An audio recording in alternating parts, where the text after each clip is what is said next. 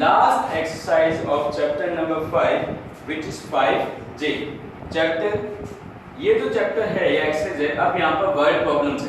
First question क्या है, the European country of Monaco with an area of 1:4/5 kilometre square, ये area given है Monaco का, ठीक है, is one of the smallest countries in the world. Right this as an improper fraction. अब इस number को इम्प्रॉपर में लिखना है, बहुत इजी है। 5 × 5 + 4 9 9/5 kilometre square. Done. Question number 2, Anil runs a small business. He spends 2/5 of his budget on supplies, 1/12 on advertisement।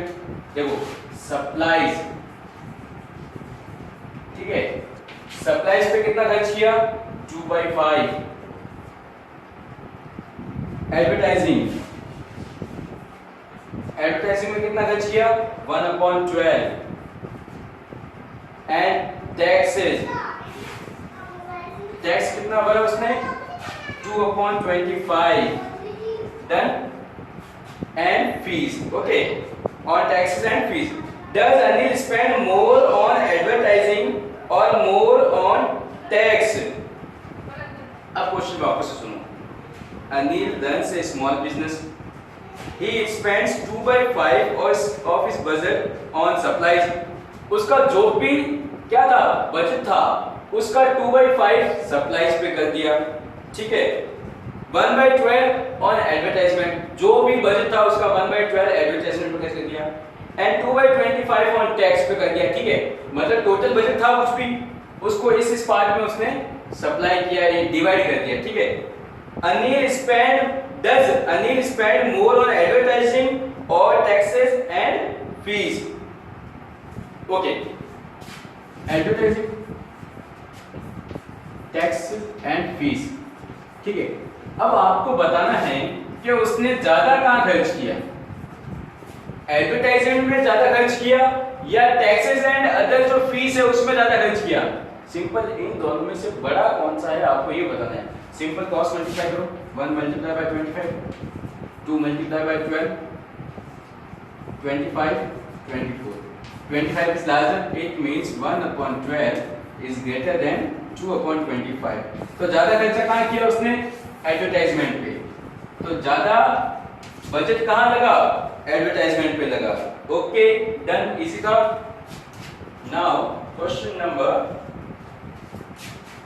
3।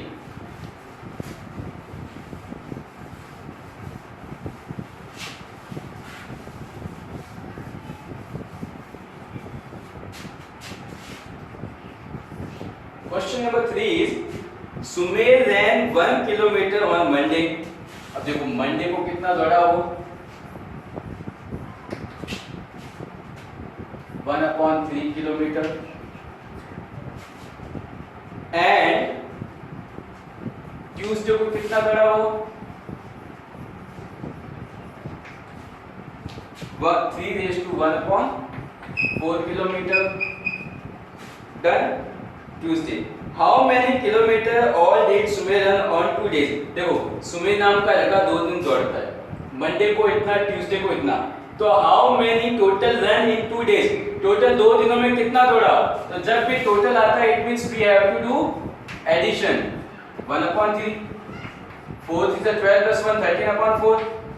अब यहाँ पे 3 और 4 का एलसीएम ले लो,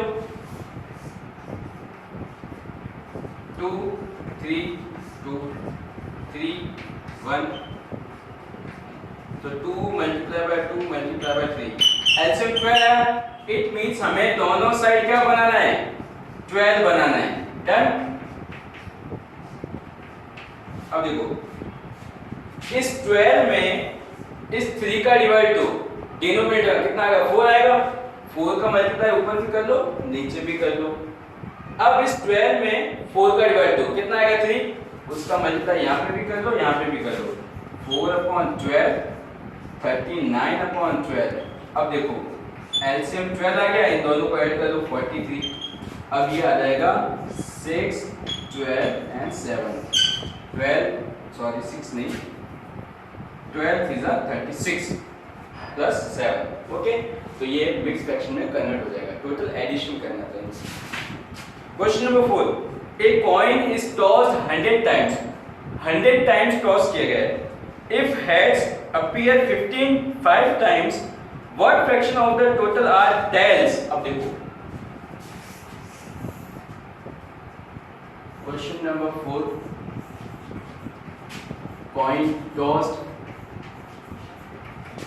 100 टाइम, ठीक है, 100 टाइम टॉस हुआ, डन। अपीयर, हेड अपीयर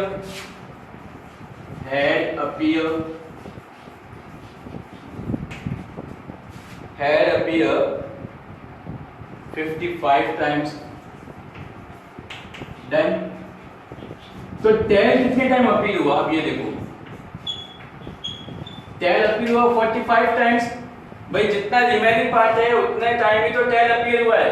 अब देखो, अब आपको हेड का फ्रैक्शन बताया जा रहा है, हेड का फ्रैक्शन अपॉन में तो टोटल नंबर आता है। अब हेड कितने टाइम है, 55 टाइम, कट कर लो, 11 सा 20 सा 11 अपॉन 20। टेल कितना है, 45 अपॉन 100, कट कर लो 9 अपॉन 20। ओके, तो ये दोनों का फ्रैक्शन निकाल दिया।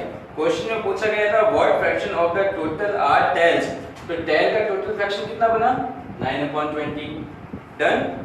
Now question number 5.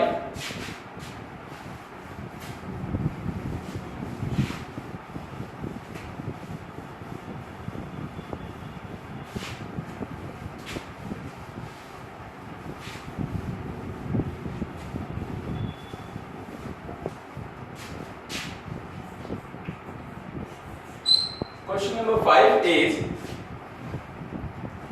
in a football match 3/4 of the crowd sat at the pavilion।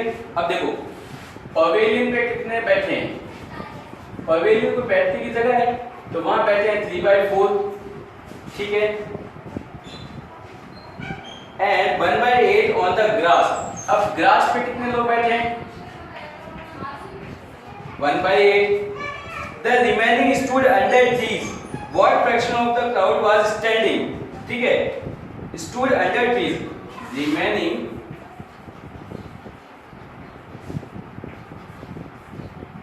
stood